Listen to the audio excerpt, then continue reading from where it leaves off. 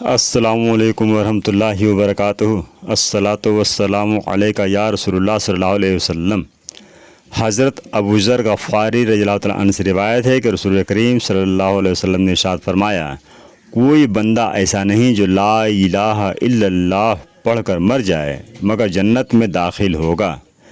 میں نے عرض کیا، چاہے وہ زنا کرے چاہے وہ چوری کرے؟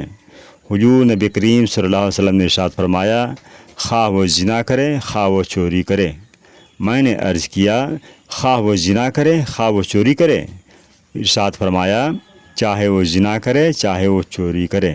یہ عرض و معروض یعنی سوال و جواب 3 مرتبہ ہوا۔ چوتھی بار میں حضور نبی کریم صلی اللہ علیہ وسلم نے ارشاد فرمایا، ابو ذر کی ناک غبار آلود ہونے پر، یعنی خواہ ابو ذر کو یہ بات ناپسند ہو لیکن ہے ایسا ہی۔ حضرت ابو ذر غفاری رضی اللہ تعالیٰ عنہ جب برگاہ رسالہ صلی اللہ علیہ وسلم سے واپس تشریف لائے تو کہہ رہے تھے، اگرچہ ابو ذر کی ناک غبار آلود ہی کیوں نہ ہو